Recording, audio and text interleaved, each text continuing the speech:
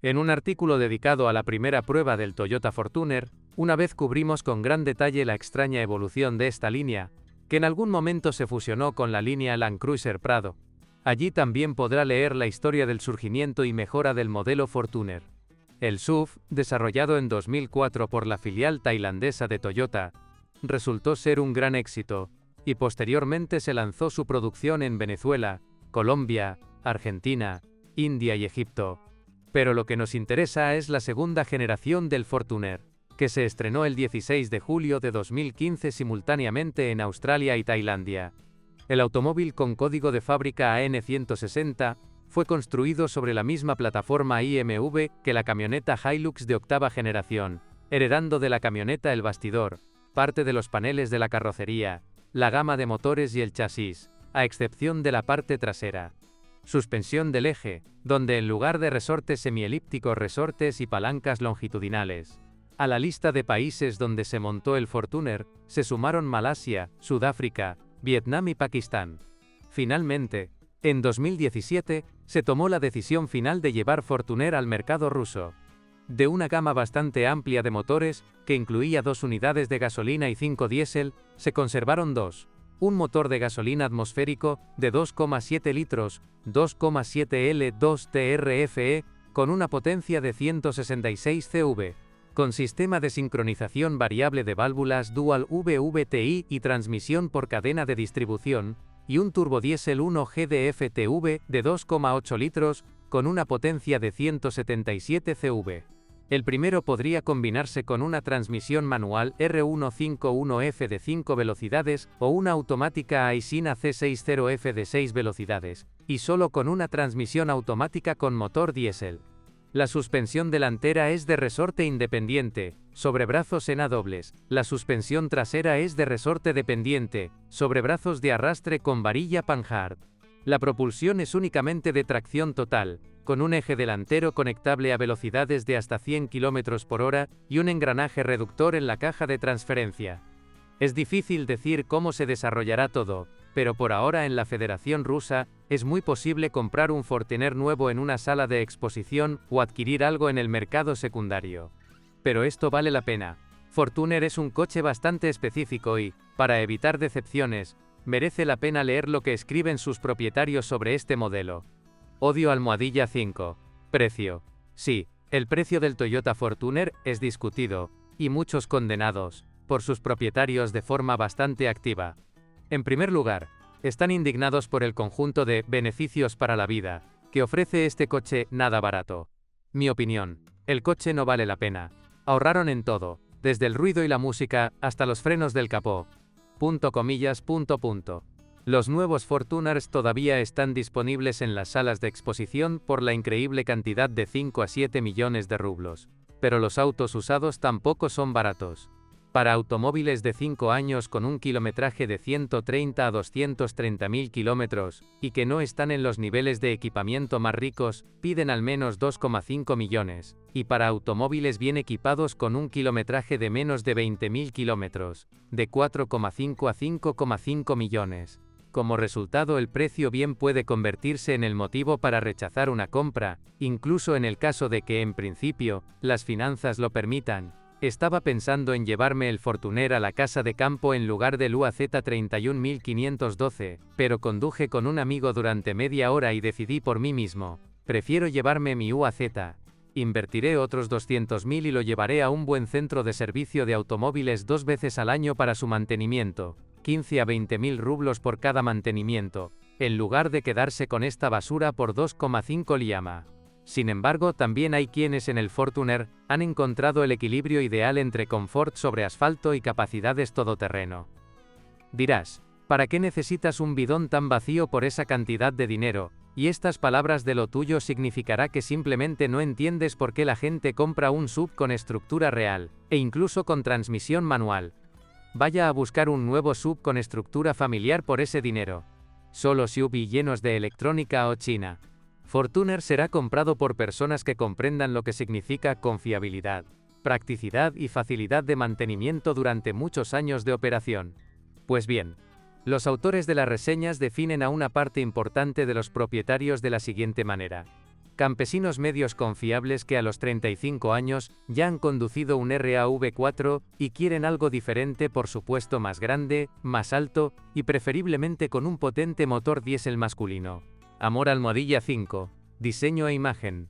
De hecho, la gran mayoría de propietarios valoran mucho el aspecto del Fortuner y consideran que el diseño es una de las ventajas importantes del modelo. El diseño es genial, dibujaron un auto hermoso, no se puede decir nada. Hermosa apariencia, diseño ordenado, escriben en sus reseñas. Y muchos de los compradores de este coche claramente entran en la categoría que el autor de una de las reseñas definió como «quiero este». Pues bien, el hecho de que con el tiempo descubran que el coche no coincide del todo con sus ideas ideales es, como tú mismo comprenderás, algo que ocurre solo más tarde. De una forma u otra, el lenguaje de diseño llamado Keen Look gustó bastante a los compradores rusos. Está claro que todas las personas son diferentes y perciben el diseño de manera muy diferente. También hay comentarios de este tipo. Se ha agregado otro monstruo a las carreteras, especialmente a la vista lateral. Nissan lleva mucho tiempo sufriendo por un diseño tan controvertido. Es una pena que Toyota esté en el mismo lugar. Otro cubo aburrido de Toyota. El diseño es pobre, el interior es realmente barato. Como comprenderá, los autores de estos comentarios no se encuentran entre los propietarios de Toyota Fortuner. Odio almohadilla 4. Comodidad, ergonomía y tercera fila. Los propietarios valoran el interior del Toyota Fortuner de forma muy diferente. Algunas personas marcan furiosamente el plástico duro del panel frontal, y al mismo tiempo, el volante tapizado en cuero barato y los mismos asientos. Y todo porque un coche por 4 a 6 millones debería ser prestigioso y premium, y el interior de plástico duro de alguna manera no encaja en esta idea. Lo que es bastante normal y natural para un subutilitario, no es muy adecuado para un coche que por su precio tiene estatus. Por supuesto, se puede esperar que lo aguanten, lo amen, que los propietarios sean conscientes de la correspondencia del nivel de equipamiento con la clase del coche, y muchos simplemente dejan esta pregunta entre bastidores. La evaluación de la ergonomía del puesto de trabajo del conductor es aún más ambigua. Algunas personas están absolutamente satisfechas con todo.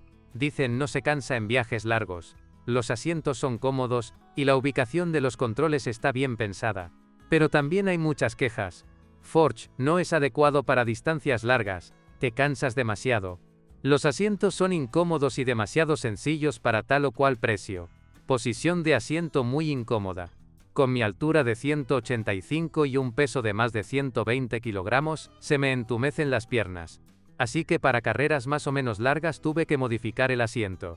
Y en general para algunos, el interior del coche parece demasiado estrecho, especialmente en la parte delantera de la cabina. 131 centímetros es como un VA Z7. Solo el tablero de instrumentos es claramente elogiado. Es informativo y agradable a la vista, también hay una computadora de a bordo, los controles en el volante se han vuelto convenientes, e incluso el volante recuerda un poco a un BMW Bobe. Pero el sistema multimedia se valora de forma más que ambigua. No, la acústica en sí es la más elogiada. Es un sistema acústico de bastante calidad, el primer coche en el que no instalé un amplificador ni cambié los altavoces. Pero los críticos critican principalmente el dispositivo principal. Un sistema multimedia deficiente, al nivel de los años 2000.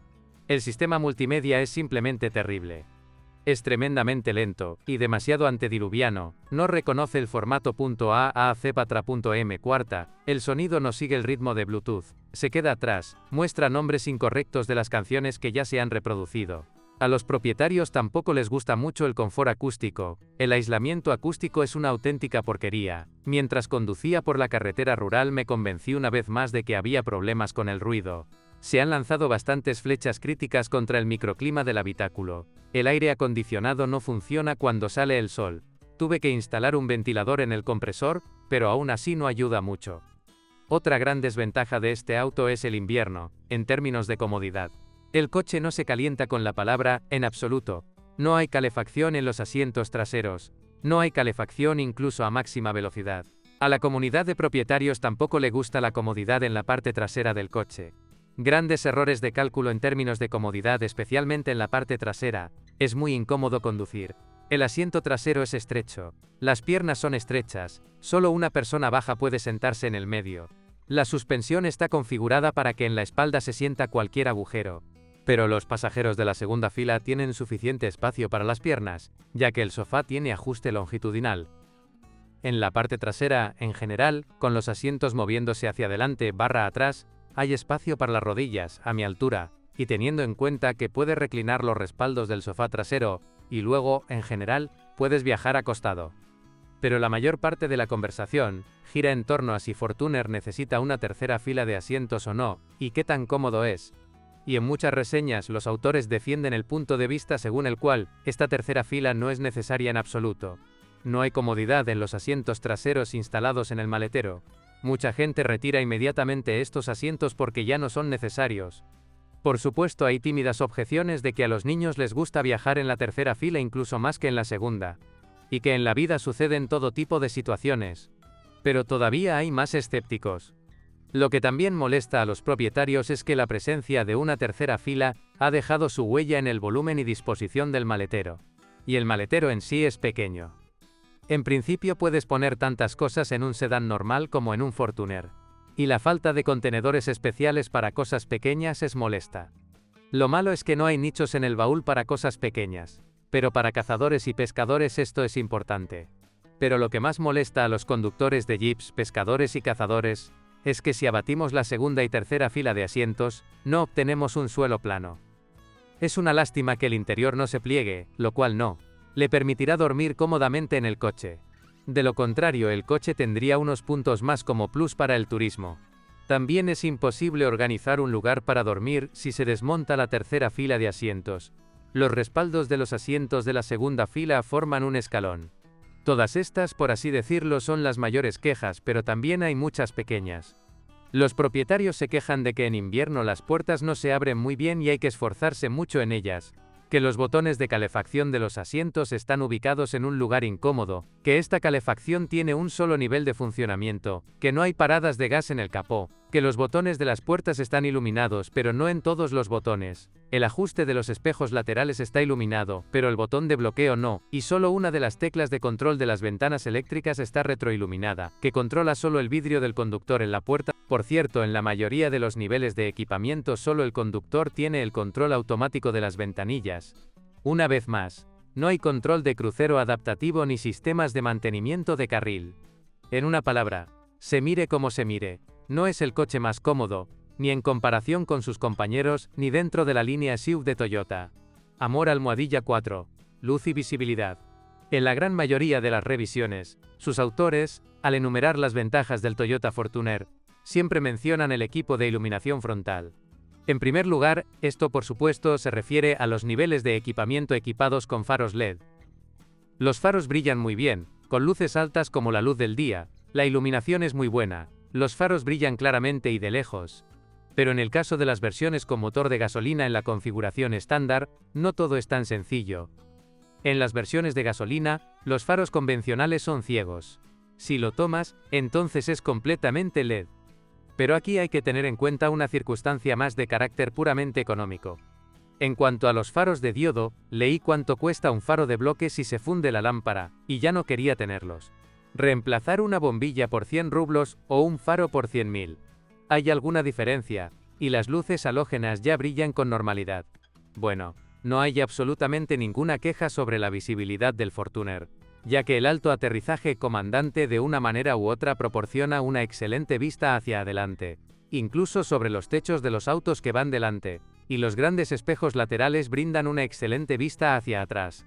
Por cierto, una posición de asiento alta tiene otra ventaja. Los coches que circulan en sentido contrario por la noche, no deslumbran ni siquiera con las luces altas encendidas.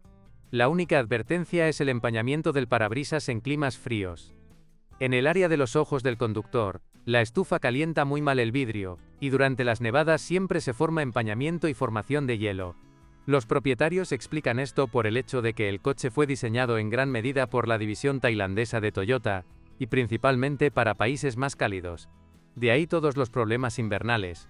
Y en un momento me pareció que el espejo retrovisor interior no era muy informativo al maniobrar en el bosque.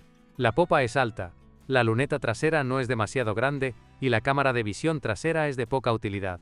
Unos cientos de metros a lo largo del camino de tierra, y en lugar de una imagen normal, solo se ven puntos borrosos. Odio almohadilla 3. Pintura, metal, plástico. Lo sorprendente está cerca. Toyota ha construido un SUV que, según sus propietarios, le tiene miedo a la hierba. Bueno, no en el sentido de que el automóvil carezca de capacidades todoterreno para atravesar plátano seco, hierba de San Juan. Lo que pasa es que muchas revisiones señalan la debilidad de la pintura, lo cual es completamente inapropiado en el caso de un automóvil destinado, entre otras cosas, a circular sobre asfalto. El color es muy delicado, el barniz se raya incluso con la hierba alta. No me refiero en absoluto a arbustos y ramas. En una palabra, como escribió uno de los propietarios, un SUV con esa pintura simplemente no es nada serio. Cada vez pienso en si usarlo para el propósito previsto o dejarlo en el estante. También hay muchas quejas sobre la calidad del plástico, tanto de las partes exteriores con bisagras como de los paneles internos. Plástico muy barato. Literalmente después de unos meses de uso hay muchos rayones en algunos lugares. Las cubiertas de plástico de los pasos de ruedas solo empeoraron la situación. Se siente como si el plástico, incluso más delicado que la pintura, estuviera hecho añicos. Algunas juntas tampoco se corresponden bien con las condiciones de funcionamiento todoterreno. Las juntas de goma de las puertas empezaron a dejar pasar el aire después de 40.000 km, y a gran velocidad, el aire de la calle entra en la cabina. Conduje 20 kilómetros por un camino de tierra y me sentí como si estuviera conduciendo un viejo UAZ. Todo el interior estaba cubierto por una capa muy gruesa de polvo. Finalmente, en muchas revisiones los autores notan el grosor insuficiente del metal del que está hecho el cuerpo. El metal del cuerpo delgado se dobla cuando se presiona con un dedo. El hierro del cuerpo delgado, en las protuberancias incluso se puede ver cómo el metal del capó se balancea. Amor almohadilla 3. Suspensión y frenos. Al estudiar las revisiones en Internet, puede notar fácilmente que existen dos enfoques para evaluar la suspensión del Toyota Fortuner. Los autores de algunas revisiones creen que la suspensión es rígida, inestable e incómoda, por un lado, y por otro, no contribuye en modo alguno a tomar curvas a alta velocidad debido a su balanceo. Pero esto lo escriben personas que compraron Fortuner según el principio quiero uno, es decir, halagados por la sólida apariencia e imagen de la marca. Aquellos propietarios que entendieron por qué necesitaban un SUV universal enmarcado, elogiaron unánimemente la suspensión. La suspensión te permite sentirte muy cómodo en la ciudad. Los baches, por supuesto, no dan miedo. Puedes conducir con tranquilidad y no tener miedo de tener que acudir a una alineación o recortar la rueda. Puedes superar con seguridad los bordillos y otros obstáculos. Pero mucho más a menudo la suspensión es elogiada por aquellos propietarios que regularmente tienen que salir del asfalto. Una suspensión que te enseña a no pensar en la calidad de la superficie de la carretera. Sobre asfalto roto, incluso en bordes cortados, siente la enorme intensidad energética de la suspensión. Pasa por boxes sin problemas, no devuelve nada al portaequipajes y parece que se siente un gran cojín de goma entre todas las piezas de la suspensión, escribe uno de los propietarios. Pero luego advierte, pero no creas que puedes pasar rápidamente por boxes, la parte trasera todavía rebota, solo en los baches grandes aún más, el coche todavía se desvía un poco, y en el lío, no tiene prisa por reaccionar al volante. Pero los propietarios advierten de que no se debe abusar de la velocidad. Mientras íbamos por el asfalto, mi lado izquierdo pasó a una reclinada a 40 km por hora, y la parte trasera se movió, y lo sentí, pero en el 200 lo mismo lugar donde no lo siento en absoluto. En general, las quejas sobre frenos lentos son bastante comunes entre los SUV Toyota. Pero no en el caso de Fortuner. Sobre este tema, los propietarios son extremadamente unánimes. Los frenos funcionan como en un buen auto. El auto tiene frenos impresionantes. Un dominio absoluto. Todos de disco. Todos ventilados. Basta pisar el pedal y el coche ya reacciona. Odio almohadilla 2. Costo de operación. El costo de operación consta de varios componentes. Costos de combustible, mantenimiento, impuestos, seguros, y reparaciones no programadas. Excluiremos el último punto de nuestra consideración. No encontré ni una sola reseña en la que el autor hablara de cómo su automóvil se desmoronó y tuvo que desembolsar dinero seriamente. Solo en unas pocas revisiones los autores mencionaron problemas con el aire acondicionado. Los tubos del circuito secundario están ubicados detrás del arco trasero derecho, toda la suciedad vuela allí, y los tubos de aluminio se pudren. Pero básicamente hay un pensamiento simple. Como, mientras no se haya roto, significa que es confiable. Los autores de las reseñas no se quejan de los costes financieros directos, ni de impuestos ni de seguros. De hecho, ¿por qué quejarse del impuesto, que en Moscú y San Petersburgo ascenderá a 7.470 rublos al año para un motor de gasolina y a 8.850 rublos para un motor diésel? Los seguros también son bastante comunes, y el Fortuner resulta mucho menos atractivo para los ladrones que el Prado. Pero los propietarios estiman el coste de mantenimiento de forma muy diferente. Alguien piensa que el mantenimiento es sorprendentemente barato, a menos claro que vayas al concesionario. Cada 10.000 km salen una media de 5.000.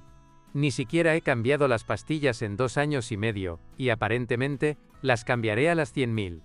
Pero la mayoría de los propietarios siguen prefiriendo visitar los centros técnicos de marca, y allí el panorama resulta completamente diferente. El precio de un mantenimiento importante, cada 40.000 km, es demasiado caro. Cuesta entre 40 y 50.000 rublos. Para el último mantenimiento, pagué 80.000 km 42.500 rublos. Intermedio, después de 10.000 km, 16 a 19.000 rublos. Otros revisores están de acuerdo con estas cifras. El mantenimiento pequeño es de 15 a 20.000. El grande, 30 a 40. Y esto ya es sensible. Pero el principal gasto para el funcionamiento normal de cualquier automóvil sigue siendo el coste del combustible. Y cuanto más intensamente utiliza el propietario su caballo de hierro, y cuanto mayor es su apetito, más gravemente afectan estos costes a su bolsillo. Empecemos por el motor diésel 1 GDF-TV, que según todas las leyes de la naturaleza, debería resultar bastante económico, y algunas revisiones parecen confirmarlo. Eficiencia de combustible. Ruta Penza, Moscú, Penza. Consumo 7,1 L/100 km, toda la ruta en control de crucero. Pero muchos dan cifras ligeramente diferentes. El consumo de combustible, en ciudad/casa de campo, no es muy alentador. En invierno con calefacción adicional, consume definitivamente 13 litros con un viaje muy silencioso. En verano, hasta 11 a 12 litros. El consumo es de 10 a 11 litros tanto en ciudad como en carretera. El debate sobre el apetito del Fortuner por la gasolina es aún más intenso. En algunas reseñas, los autores escriben con total satisfacción sobre un consumo medio de 12-12,5 L/100 km, y parece que estas cifras son dignas de confianza. Pero solo si los autores de estas reseñas conducen mucho por la autopista. Sin embargo, algunos propietarios hablan de unos costes en carretera de entre 15 y 15,5 L/100 km. Lo que, combinado con el volumen del depósito de combustible, que nominalmente tiene una capacidad de 80 litros, pero en realidad de 65 a 67, conduce a unos resultados claramente insuficientes.